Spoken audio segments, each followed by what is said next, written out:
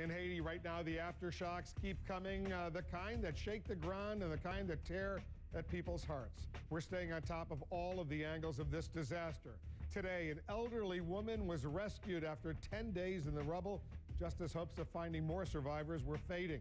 And officials say hundreds of thousands of Haitians are fleeing Port-au-Prince, the capital, right now, hoping to find cleaner, safer shelter outside of the ravaged city.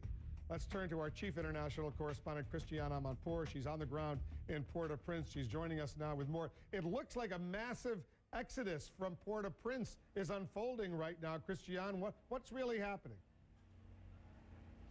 Well, look, it's hard to tell. We, from this vantage point, haven't really seen that. In fact, what we've seen is more of these tent cities and tent dwellings springing up behind us. But what we do know is over the last 24 hours or so, the government and other authorities have been saying that they want to move some 400 to 500,000 people who are homeless out of the capital and to move them elsewhere. And today, when I came through the city, I certainly saw people who were lined up for a long, long way, many, many blocks outside the still functioning, but barely functioning, Immigration and Immigration Office. In other words, to renew their passports or just to get new passports because those, many of them had lost them and people wanted to leave. So that is underway because still, although so many supplies are coming in now to the airport, the connection between supply and demand is still not quite firm enough. That means that not many people or not enough people are getting all the food, the water, the shelter, the sanitation, the medical equipment and supplies and treatment that they need, Wolf. Have you seen evidence, though, of more violence or looting? Because earlier in the week we saw that. I don't know if it's really still happening. Well, here's the thing, Wolf. It has happened a little earlier in the week, but despite sort of the pictures and the stories, it really was small scale. It really was localized. It was just in a few instances.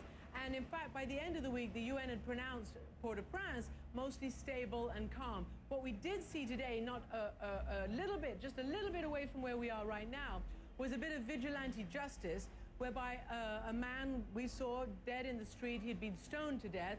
The people around him, the crowds, just right here, had said that they believed he was one of those who had escaped from the prison that first day of the earthquake, which collapsed so many buildings, including the prison, and that he had stolen something. So that's what they were saying. But anyway, justice was taken into their own hands, and he was lying dead on the street. But these are, as far as we can tell, and as far as we can get reports from even outside Port-au-Prince, these are very isolated incidents. And the government of Haiti, is it really in charge over there, or is basically they've delegated all sorts of responsibilities to the UN or the US or others? You know, it's a bit of both. The fact of the matter is that the government on the very first day of the earthquake said, we need help, we cannot cope on our own.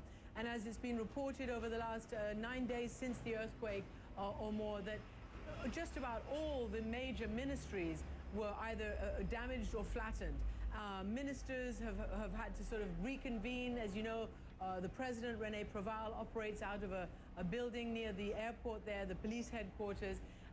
And so it's a very difficult way to function right now. Slowly, they're getting back. But the truth is, as you say, the bulk of the emergency relief operation is being done mostly by the United States, by the UN, by the other foreign and international forces who've been coming here.